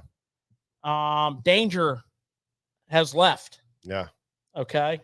Let's get back to work. Yeah, no doubt. I mean, that I believe in that 100%. And you'll be amazed 100%. at the number of fish you catch when you're not on your trolling motor and you're not on spot lock. Okay, with your trolling motor spinning around, washing prop wash all over the area, making noise. Your transducers are turned off, and you're stealthing around. Yeah. Again, going back to that heavy hitters tournament with Jordan Lee, how many fish did he catch without moving his boat for days? I mean, when he was done, there was a frog trail in the cheese every 2 inches. That's, there's a lot of fish in these areas. When you find one, you found a lot. And if you just go blasting and blowing around through there, you're going to really not realize the potential of an area. Stealth and patience. Yeah. The ability to cast a long way as the season progresses. Yeah. So let's talk about some frogs, Mike. I love talking about frogs. Let's talk about some frogs. So, we did a little frog bit. Well, frogs have come kind of a long way in full circle, in that they started out kind of, what do you want to, rudimentary? Is that a word? Like the scum frogs? Well, they were crude. They were very crude, and but they were kind of smaller and compact and kind of like that. And then they kind of went full circle. We kind of went full circle with it since then. Well, I mean, we designed our frogs around our fishing. Okay. So basically you should keep your frog fishing pretty darn simple to start with. You should have a walking frog and you should have a popping frog, which may not be the best terminology because most popping frogs walk really well. I'll be honest with you. In my world, I do 90% of my frogging with a popping frog. And of that 90%, I do 90% of my frogging with black and white. That's just the way it is. Now, there are circumstances that I've been surrounded by where a color has made a huge difference. Oh yeah, absolutely. And it's clear water. Yeah. Well, I mean, you open up our boxes and there is a lot of black and white, but then there's 40 other baits in there that are all different colors. Well, I really like the natural red color. Yeah, that's that kind of coppery brown. That seems to work so well in clear water. But I really think the basic setup is going to be your popping frog and your walking frog. And it doesn't really matter which brand you choose. They're all great, but there are some size differences, right? And, it goes back to that clear water. It goes back to the size of the bait, the forage, right? Yeah. So you can downsize, like here's a Kira frog. It's a smaller walking frog. It's narrower, it's smaller, it's half ounce, cast real well. Size of the frog is really important to where you're at. I mean, I've seen where in the popping frog, I haven't seen it this year, but last year, the 70 popping frog dominated over the 60 popping frog, right? Yeah. I don't know if you recall that or not. Oh yeah. There was a period of time last year where that 70 frog absolutely dominated over that 60 frog. It's a bigger profile. I remember a few years ago in some of our fishing where the big King Daddy got it done. Yeah. 1 ounce big boy. Here's a 65.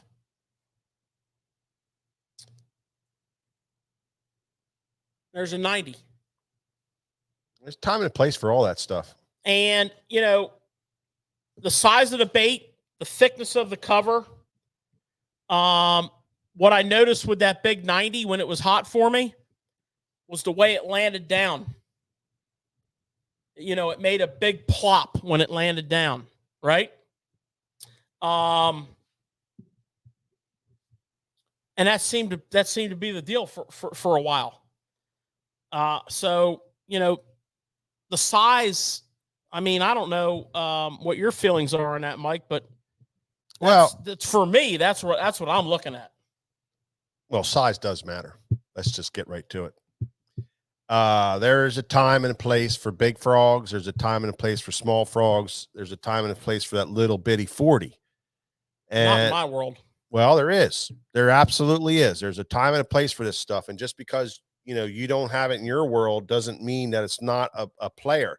There's a little lake that we're close to us that the smaller frog, not the real big frog, but the smaller frog outperforms the 65 size.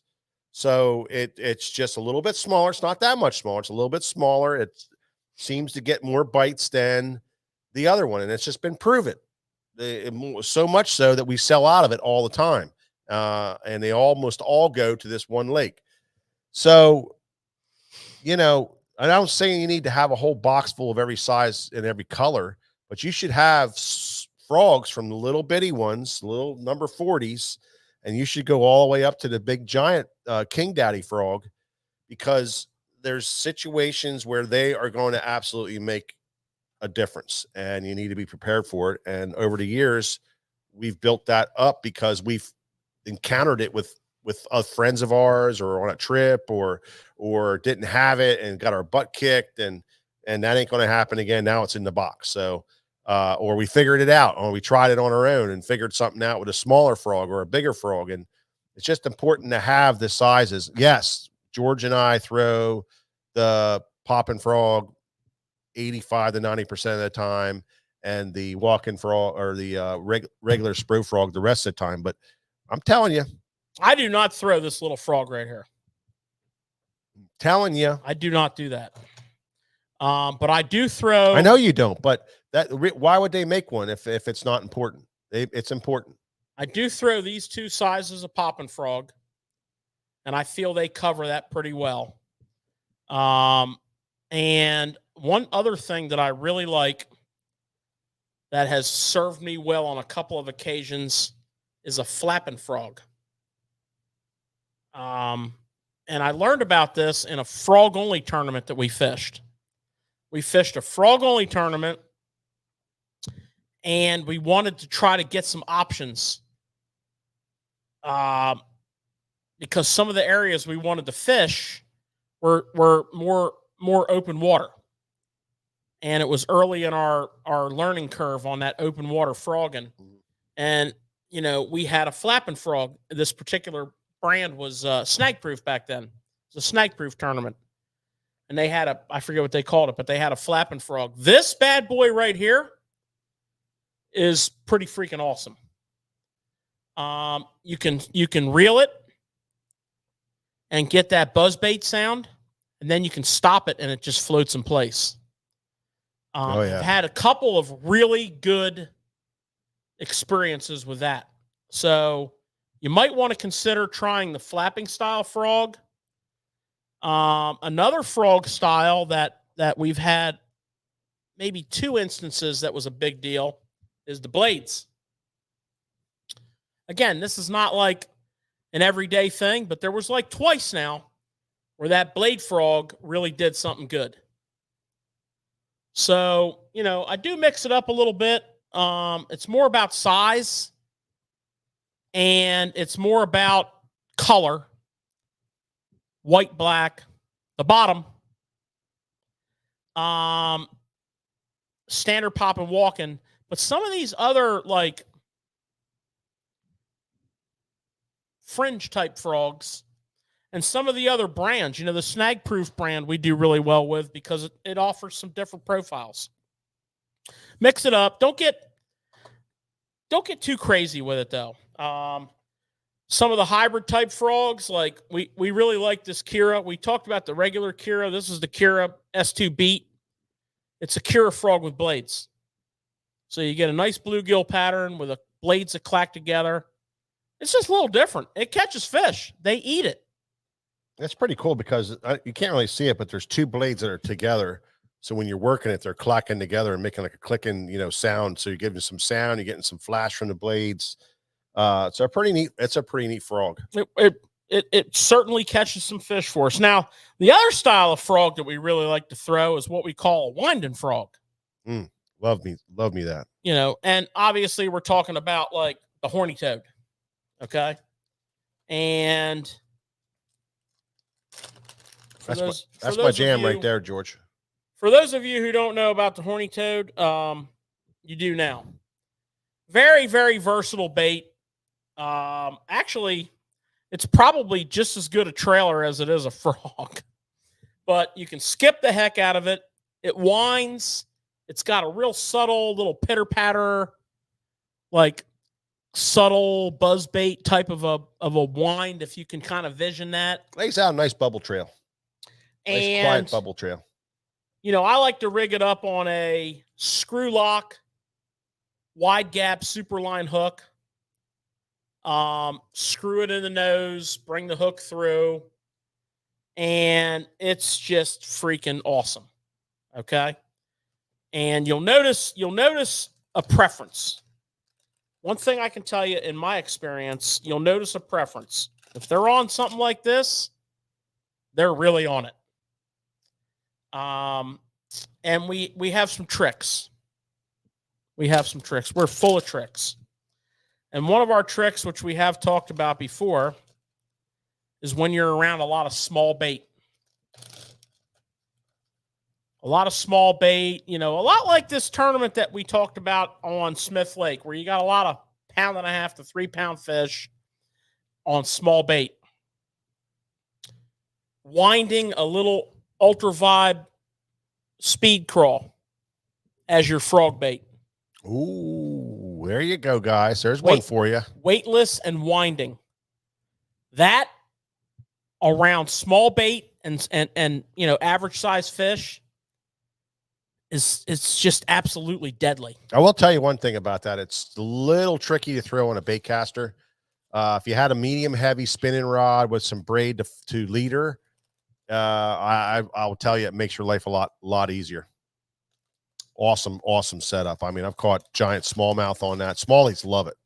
Smallies love it, largemouth love it, but the smallies really love that combination. So here's something that makes it work pretty good. Take a billy goat or a goat from Z-Man. And thank God they finally made us a good hook, the ZWG, with a little belly weight.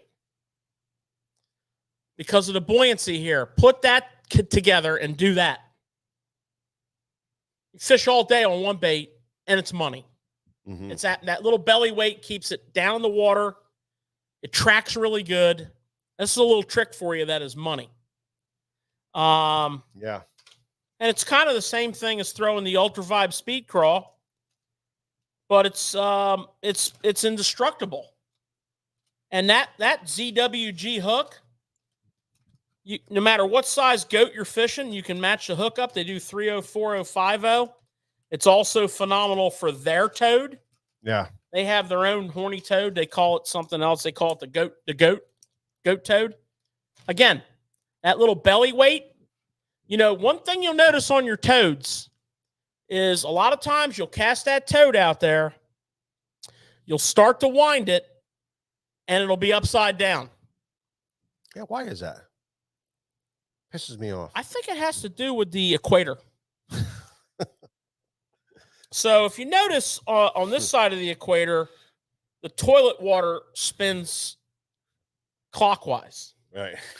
So I think what's happening is the toad is turning over in a clockwise fashion. When you're south of the equator, the toilet bowl water spins counterclockwise. So it rides straight up and down. It does. Perfectly. But here we have to compensate for the equator by using a little bit of a weight on the belly hook. Yeah. And and I do it on my regular toad a lot too. Just a little bit of a weight, and it sets it down. Or if you do the regular unweighted hook, let's say you're doing a screw lock Gamakatsu or an owner with no weight, you cast it out, give it a second, it rights itself. It does right itself. And then wind it the rest of the way in. And I'll tell you another thing with that, with holding your rod pretty high on the start of your cast, George, will keep it from rolling over right away. And rolling over. Absolutely. And then, you start out with your rod up high, you start your retrieve, and then the closer you get, then you start rolling your rod down, and then you'll keep that line kind of pulling up on that hook and letting it roll over the proper way. It's frustrating, but if you can make it stay over nice, by your rod, rod position. Phillies just hit a home run. I didn't say that out loud. So what we call them toads. Yeah. What's up with this thing here? That's a soft plastic version of a winding frog. Yeah. So it's a soft plastic version of a winding frog. Something going on with this thing right here. It's like this is a molded version. This is the soft. That's a soft plastic version. Fish it the same way, but on this toad thing. So that's not, you don't consider that in a toad family? That's kind of a toad. That's kind of a toad. Yeah. Yeah. Okay. But in this toad thing, there's different levels of sound. So the one you were just showing there, which is called the top toad, that's louder. Mm-hmm. The same company, Stanley. Yeah. They make the bull ribbit. Right. They started out with the ribbit. Right. Well, the bull ribbit is also louder. Yes. So you have the horny toad's subtle. Yeah. The ribbit's a little more. And the bull ribbit's a little more. And you can really dial that bite in. Now, what I've learned about winding toads is they tend to be a little more effective in the early part of the frogging season. Also, they skip great. Mm-hmm. And they're great on hardcover frogging. Yeah. So, get yourself great profile. Get yourself involved with that, and don't overlook the goat, the billy goat, and the goat, and don't overlook the Ultra Vibe if you're around small bait. Yeah. And they're deadly. Oh yeah. Again, as we said, they also make phenomenal trailers, swim jig trailers, etc., etc. So you're getting multiple duty out of those. Yeah, and you know, if you wanted to try this bait around the wood and timber and stuff, you can always take your point of your hook, and just like you would a text posed rig and skin hook it, you can skin hook your toad to skip it back up underneath docks Absolutely. and back up underneath the trees and get up over top of laydowns, you know, and throw right up in a laydown and bring it back to you. And just by skinning that, you don't have to worry about it catching up on a tree limb or something like that and ruining your cast and ruining your whole tree. So you can skin hook them, and when the fish bites it, of course they just pop right out of the of where it went in. So, but that's a critical point. The sound with the horny toad style tails, which is that cut tail, and then the boot foot style tails, totally different sounds, totally different um presentation there. That does make a difference sometimes. Sometimes that gurgling that from the boot foot is you know, is really legit. So mess around with that. Color wise, of course, the white and blacks are really good, but they make like pearlless, you know, like green pumpkin pearls, which are really popular in that for some reason. I don't know why. It's a very good color for that I like type of straight fishing. up green pumpkin too. Yeah. They fish a green pumpkin with a pearl belly, which is really, really popular one. It's like a reddish kind of pearl red color. True pearl. It's a true pearl color in the belly. Yeah, I like the white, the black, and the straight up green pumpkin myself. You know, the best combination that I've done forever, George, and I was total anal, is that right here, the black yellow swirl. And I was so crazy about this at one time that I would look through the bags and I would get the ones that had a little bit more yellow in them. And like this would be a great one. This has perfect amount of yellow in it. And I caught a lot of fish on this all over the place. And this was my #1 frog for years. What'd you call that? The Tommy Biffle? I don't know, man, but I was crazy. Like some of them were really black, and I'd sort through the bags, you know, and come up with 5 or 6 bags before I went to the I know tournament. how you are with your soft plastics. Yeah, I'd look at them and get the right amount of yellow in them. Oh, I know. Big deal for me. And you know, don't forget these frogs.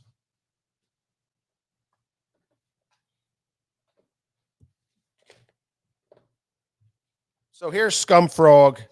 Here's scum frog. Now, poor little scum frog. I mean, it's been around for forever. It's one of the original frogs. And they haven't changed it. They kind of made them a little better. There's not as many that have as many bad spots in them. You know, but the old ones you really had to look at them because they had bad spots in them. But here's a frog right here, the scum frog, the original scum frog, been around forever. Kind of a goofy shape. Not even a walking frog, just more of a scooting frog. You know, this thing scoots. You can't even get it to walk. Kind of dips under the water a little bit. It pops out of the water. It does all kinds of weird things. But look at the size. This is one of those frogs. You know, we been selling it for 35 years. And every time we decide that we're not going to sell it anymore, somebody, a bunch of guys get on it and they start whacking fish on it. We sell hundreds of them and we don't get rid of it. It's just one of those size things, I think, that really critical for certain fisheries. And then they also make it in a little popping version. After everybody started coming out with a popping one, this is the biggest change he ever made, was going to a popping one. And this popper is pretty cool because it's kind of like a scooter and doesn't really walk. It just kind of scoots and spits a little bit of water. So it's kind of neat. Something that nobody really knows about. And then, of course, scum frog, they were purchased by Scum frog, snag proof. It's all under the American Baitworks brand. Yeah. And that's one of their top frogs right there. Yeah, so then in the scum frog brand, they brought, the high tech, importance of where the hook is on the bait, importance of a good hook in a bait, the weight, a certain amount of weight, where it's at, balancing the tail, how the tail is. That's called the launch series. Yeah, this is a launch series. So This is their latest one in this That's got awesome that's brand. got some tungsten weights in it. What about the hooks, George? What can you? I mean, what's the biggest problem frog fishing? Well, I wanted to get into that, and I'm glad you brought it up. But what is the biggest problem with frog fishing? Missing fish. Missing fish, exactly. You wait, you let the thing go down, you miss the fish, or you let it go down. I think a lot of people miss fish because they don't wait. Right, but even if you do wait sometimes and you set the hook and you like sting them, you sting them for a second or whatever. What are some things you can do to combat that? Well, first of all, is your own control of waiting on a frog. I mean, they will not drop the frog. They'll suck it down and they'll swim off with it. So you got to give them a couple seconds. Yeah. But if you are missing them, to your point, yeah, I like to open my hooks up. Okay, and it's not easy to do. These hooks are very strong. They are strong. You got to be careful because if your pliers slide on you, you can bust the barb off. Yeah. And then that pisses you off. Yeah. So, it depends on the frog. If you look at like this Launch Series frog that you were just talking about, the hooks sit on top of the frog. Yeah. And I wouldn't bend those out. I would start like this. Yeah. I actually start like that with most of them. Yeah, right. But they sit that hook is designed on top of the frog. Right. A lot of the frog hooks are streamlined. Yeah, along the side of them almost, like the very top side of it. See that? So what I like to do, maybe bring that camera in here.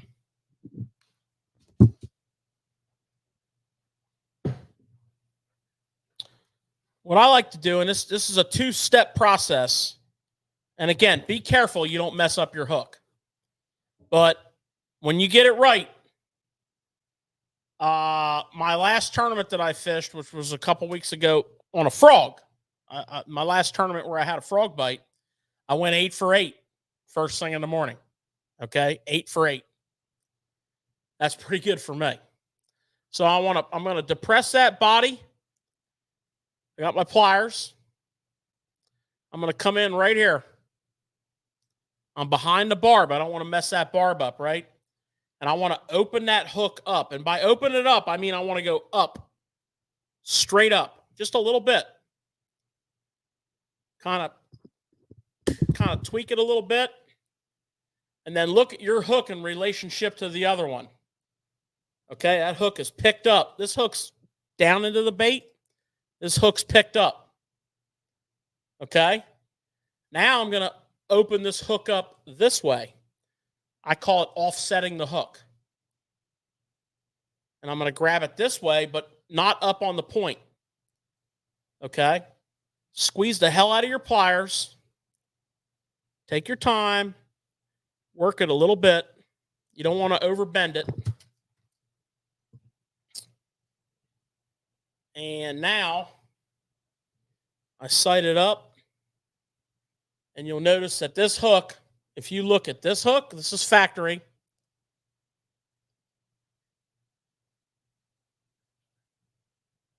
There's the factory hook.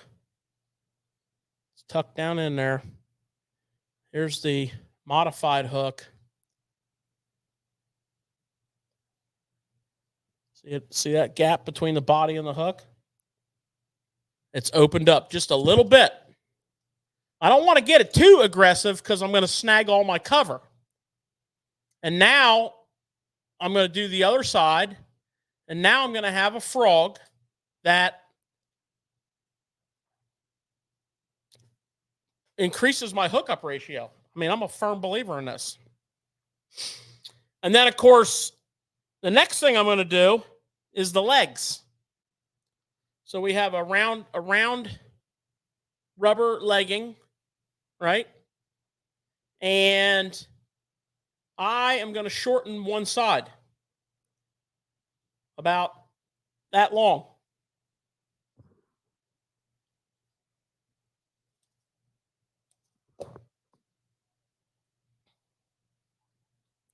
So I have one side shorter than the other. and that will help with the walking aspect. Okay. And the leg, the size, the amount that you cut off, it's not that critical. Some of the best frogging I've had has been with legs that are almost completely torn off the frog from catching so many fish. So if you cut it too short, don't be like, oh, I can't believe I did that. You didn't hurt anything, but it will walk better. And you'll notice also as you get into the later season and that mat gets nasty, the cheese, the fluorescent green scum, you're going to need to put some rattles and maybe a little bit of weight in your frog. And where you do that is right down in here, in the bottom of the frog where your hook comes out. Carefully take like a little tungsten or a lead nail weight and be careful. You don't want to tear it open. And also some little glass rattles. And that's going to give you some weight, some noise. It's going to sit it down in that scum so you're leaving that nice trail. And I typically like to shorten my legs up even more. I like to shorten them up like that for that. So a couple mods will aid in your hook set. When you're fishing in the cheese, weight your frog, okay? Make your frog heavier. It'll sit down in the scum. Yeah, Put some glass rattles in there, okay? And then open your hooks up a little bit if necessary. If you have yourself a launch frog, you probably don't need to do that. Yeah, that they thought that out really well. Yeah, that's a nice frog. It's a great frog. Yeah. If you have that, you don't need to do that. But look at your frog, and if those hook points are really sucked in there, just do a little bit. Doesn't take much. Yeah. Doesn't take much. And yeah, I mean, the big thing is, learning to blow up, and get enough blow ups that you can practice that hook set, that delayed reaction hook set, watching the line, feeling the line tighten up, and when the line's tightening up, they got it. You can jack them, so there's that little few seconds that you just wait it. You start turning the handle a little bit, you feel it tightening up real quick, and then you can set the hook. And then all holy hell breaks loose, and you got to get them out of that grass. And that's what I love about frog fishing. It's like the battle is on, man. It's a lot of fun. Well, it's a timing thing. I remember that hook set. Oh yeah. I remember, them blasting up through some real heavy stuff down the Potomac one time. And they come up through there and blast on it and suck it down. And you'd set the hook. And the only way to get them out is to come up through one of them holes, and you'd be pulling and pulling. It was like giving birth to a bass in that heavy stuff, man. It would come out of there, man, just right up on that stuff. I had some bad experiences. It was awesome on the Potomac on giant fish in that slop.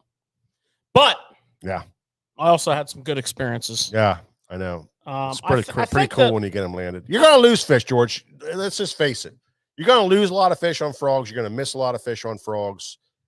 I went 8 for 8 in my last frog tournament. No, I didn't. I went 0 for 4. And you're going to miss fish. You're going to have a lot of weird blowups where they blow up behind it. Where maybe you don't have the right color. Maybe you should put a toad on. Maybe you should speed up your retrieve or whatever. But there's a lot of things you can mess around with. But you know what it really does is it shows you where a lot of fish are, that you can really concentrate on that area and catch them on frogs as much as you can, and then go back through and punch on that and do well on those fish. So one of the other problems with frog fishing, guys and gals, is like I use the deep 3,700 size box to store my frogs. Mike and I do, and we do the waterproof, we do the rust proof. Never put that frog in there wet. Those legs will just melt, not melt, but just they're never right. They after just that. get together, and you got to sit there and pick every one of them apart. Yeah. And I've tried a number of different things for that. Actually, I had my best success with line dressing. Spray on the legs with a little line dressing, a little silicone line dressing, a little Real Magic. Why not? Yeah. And it just keeps them nice, and nothing pisses me off more than having a great selection of frogs, pulling out the frog I want to fish, and the legs are all, I got to sit there and pull every strand apart. There's a great video from Jordan Lee with changing out the legs of a frog, George.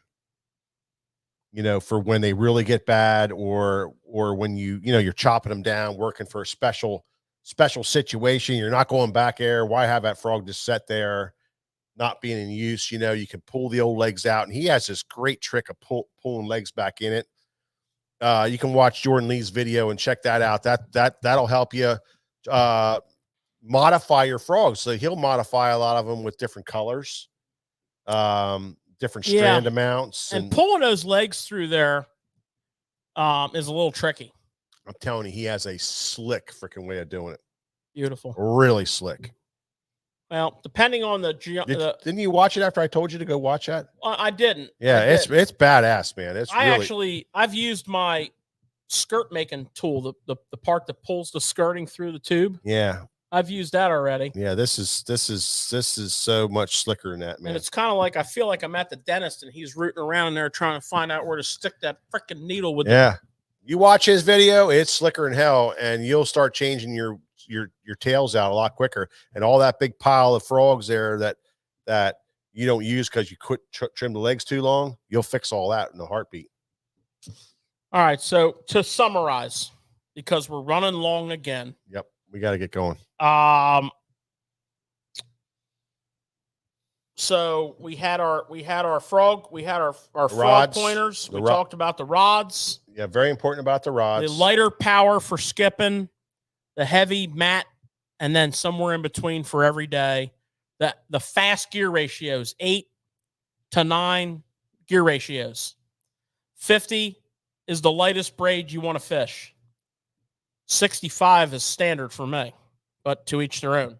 Mm-hmm. Color, white, black is your most popular, but in clear water or in hardcover where it's open water, color plays a little more. Yeah. We talked about some trips, some tips, some tricks, and that's pretty much it. Bob, Austin, you do not need, maybe some old frogs, from the ways back, you could have boiled them and made them softer, but these frogs all are soft now. Super soft frogs. You don't need to boil anything.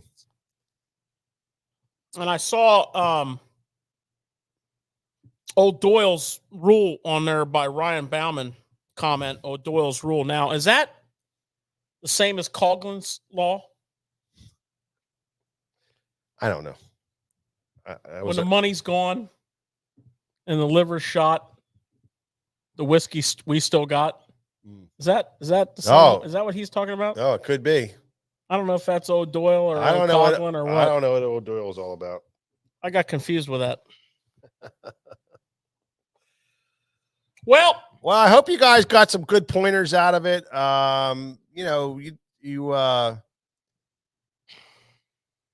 You never cover all the points, but that was some good stuff there that we do. We don't know everything about frogging, but we're learning all the time, and we like messing with frogs. Now I know that Jordan Lee trick. I'm going to really mess around with some tail colors and some different things with that. But tweaking your frogs, but go out and fish frogs. No matter where you're at, you can catch fish on frogs. Open water, grass, trees, wood, docks. Throw a frog every day. See what it does. Always have it rigged up, and especially from now until the end of September. Throw them every day. You should be throwing a lot of frogs, and you'll see the power of a frog, and you'll see the quality of fish it catches. You get sucked in quick. They do. You do. You'll be a frog junkie like George and I are. That was fun. Good information. Had a great time. Yeah. So glad you guys joined us. Do us a favor. Go to all of our social media sites. You got to like, you got to share, you got to comment. We need your help there. I mean, you know, it's a little something we really need from you. We work really hard at this show every week, and you know, the more of that we get, the better it is for us, and the better it is for you. For sure. Appreciate you guys. Have a great, safe 4th of July holiday, and we'll see you on the next Tackle Shop Live.